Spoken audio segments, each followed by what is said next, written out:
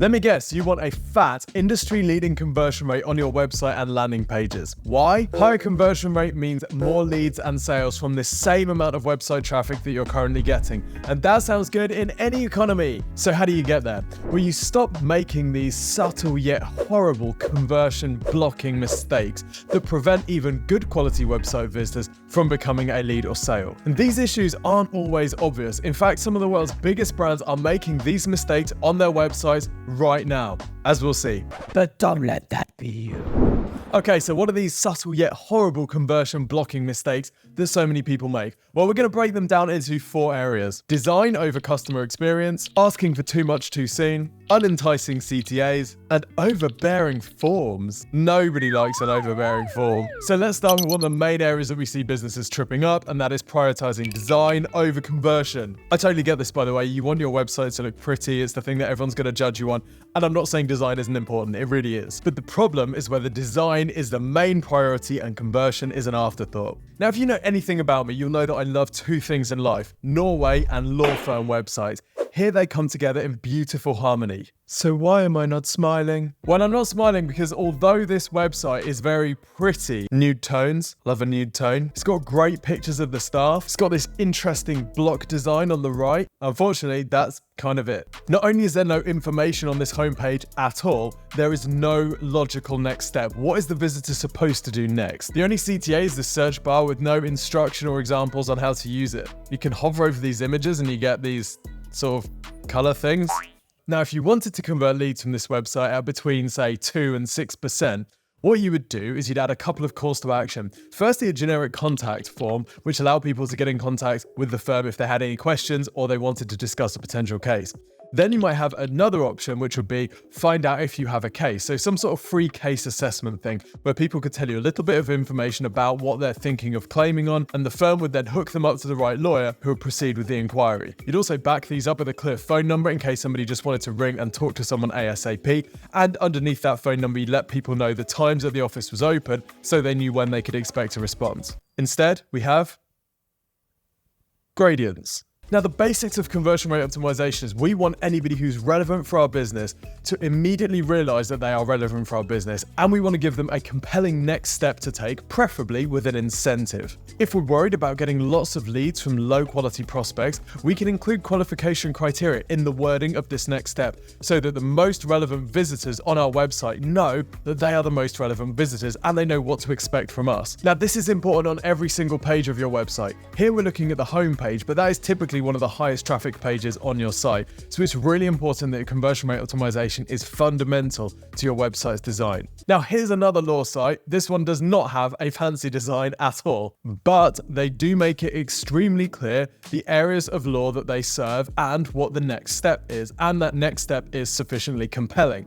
Now, if I had to bet which one of these 2 websites cost the most, I would say, without a doubt, this one. If I had to say which of these websites generated the most leads from 10,000 visitors, I would say, without a doubt, this one. You don't have to hunt around to find the information that you need. Even though the website looks pretty ugly, they've got decent credibility, not least because of this huge number of Google reviews they've collected, and they are very benefits driven in their copy. Now, you might say, yeah, but this looks a bit cheap. This looks a bit unsophisticated for my audience. And by the way, what I'm not saying here is that you need to make your website look like this. Absolutely not. There is no issue with having a very pretty and good looking website, and it can be a great way of building credibility. But what we are saying is don't sacrifice all of the conversion optimization principles just to have a pretty website. Here's another website with a fancy design. Kind of looks like an app. Now, I'm greeted with this landing page where I've got 2 buttons, but why am I clicking either of them? What am I being sold? Well, according to this spinning text, this is the world's biggest single social experiment. But if you keep in mind that every time you ask someone to make a choice, make a selection, you're going to lose a percentage of those visitors because they just simply don't take an action.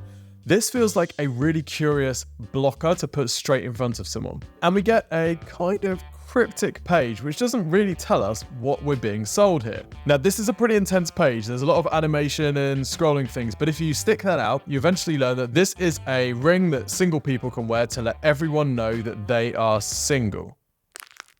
But as you scroll down this page, rather than getting answers to your questions, you just have more questions. I mean, as a side note, sort of colored silicone rings is the least defensible business idea ever. One thing they have done well is they've added this element of social proof, letting you know that second release is sold out. And that gives you a little FOMO nudge. Well, you better buy the third release then before that sells out. Now, here's an example of a pretty site that also does a good job of selling you on the benefits. Above the fold, we have a very clear piece of social proof. We have a very aesthetic pitch. We have a clear call to action to shop now, but if you're not ready to do that, you have an indication there is content below the fold that you can scroll up for. And importantly, there is no mental gymnastics required on the part of the user to figure out what they're selling. The information hierarchy on this page is very well thought out. They've thought through what information they need to give you, the potential purchaser, in order to make this purchase. And they include echoed calls to action throughout, so that as soon as you're ready to make a purchase or find out more about the product, you can go straight to the shop. If you want to dive into more information about any of these areas, you can click through, because they've realized that if anybody has an unresolved question about the product, they simply won't purchase. And there are times in life where we all love a bit of mystery and intrigue, but on websites, when we're trying to make a purchase, nah, just tell me what you got, what it's going to do for me, and what I need to do next. Now, beautiful website design with unclear next steps isn't the only problem that we see in conversion rate optimization. Another mistake is websites asking for too much information from the visitor too soon, particularly in welcome pop-ups. Now, here on the website of everyone's favorite intellectual property innovators, Shein, we get greeted with a very intrusive pop-up almost immediately. Now, we have nothing against e-commerce stores asking for customer information immediately on pop-up, and particularly in return for discounts. This can work incredibly well, but typically you'd only ask for an email address or a phone number. You wouldn't actually require people to set up an entire account, because the process of setting up an account is so time intensive. And of course, until you've actually been through the website to make sure they've got the products that you actually want to buy, you're unlikely to invest that time in setting up an account with them. Now, if one of your marketing KPIs is to get more people to register an account, what you can do is wait a little bit longer until they've had a chance to browse through the site. That way, you're more likely to get them to sign up for an account because they've had the time to establish that this is actually something that they would like to buy from. Now, this website on the Lucy and Yak site waits about 10 seconds, so you've had a bit of a chance to scroll down the page, check out some of the products before inviting you to get a discount voucher in return for just your email address. So this is a much lower barrier to entry, and you've had a chance to sell yourself on the product for a few seconds before they show you the pop-up. Next up, another one of the biggest CRO sins, but we see it everywhere. Basic, dreadful CTAs. You know, stuff like find out more. Now, one of the most devastatingly effective uses of dreadful CTAs is to invite people to get started when they don't yet know what they're supposed to be starting. In fact, the only thing worse than being invited to get started on a mystery journey of unspecified destination and unidentified duration is being invited to contact sales.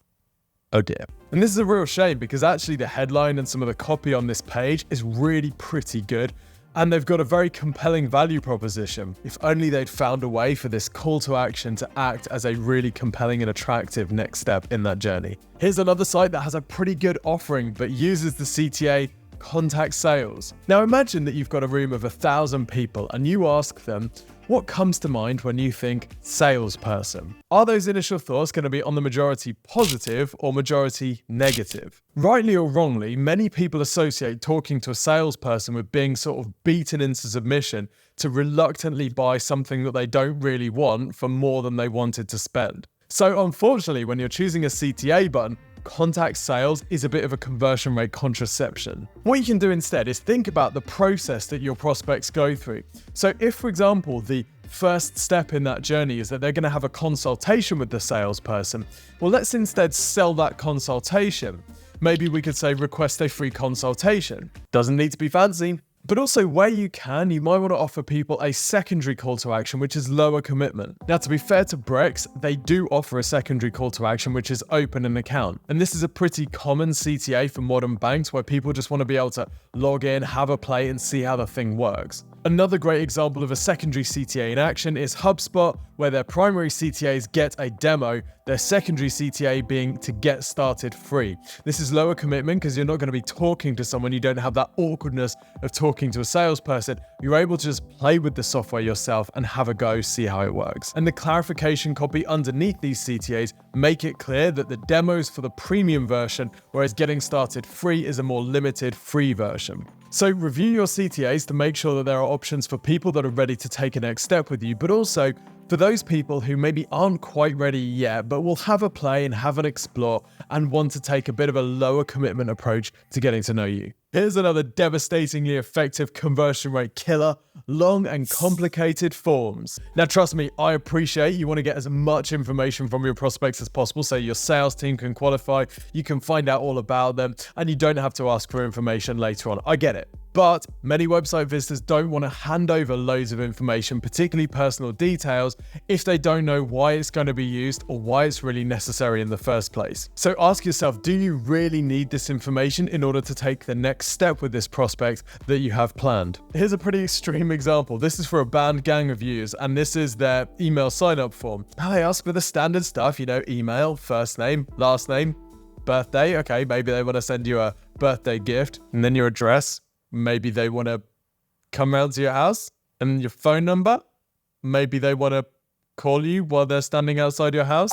We don't know, but neither do the visitors to this website. Now, you can also use this tip in reverse. Let's say that you're getting a lot of low quality prospects through your website. Now, whilst asking for a lot of information can suppress your conversions, there are times where you actually want to make this a strategic choice. For example, if you are doing something like giving hundreds of people a completely free analysis of their website and their digital marketing, showing them what they need to do to improve the performance of their website across all of the digital channels that they're working, and showing them what their competitors are doing, breaking all of this into a 15 to 20 minute video, which they get sent free of charge via email, usually within 2 to 3 working days. We ask people for a lot of information in the form so that we can make sure we are tailoring our recommendations to them. But we also want them to invest a bit of time filling in the form to know that they're really going to be serious enough about requesting this, so that when we go to the trouble of producing that review, they actually watch it. But we make this form very digestible by only showing one field at a time. The longer someone has been going through your form, the more they have a sunk cost mentality. Well, I've just spent 5 minutes filling this in, so another couple of fields won't hurt. Now, it's not to say that you can't ask for all of this information. Absolutely, if you need it in your sales process, you can. But it's a really good idea to make sure that if ever you're asking for things other than name and email address, you're giving people a reason that benefits them why you're asking it. For example, if you want to find people's city so that you can match them up with the nearest representative or customer service person, say that. They will have less objection to giving you their address if they know that this is going to benefit them. But it's also a good idea to make this more personal data optional, so people don't necessarily have to fill it in order to submit your form. Now, in most companies, form bloat is something that happens over time. Someone says, oh, can we add this? Yeah, sure, stick it in. Oh, can we add this? Stick it in. And before you know it, you've got a 40-field form that's asking for people's national insurance number and their parents' date of birth. So it's a good idea every so often to do a CTA audit where you re-look through your forms and just check, is anybody using each of these pieces of information? If not, just get rid of them in the form. You could ask for them later on. So there you have it, some relatively easy conversion rate optimization mistakes which you can fix pronto to get your conversion rate up to industry leading levels. Now, if you're struggling with the wording of your calls to action, then you can watch this video which shows you how to craft a CTA that never fails.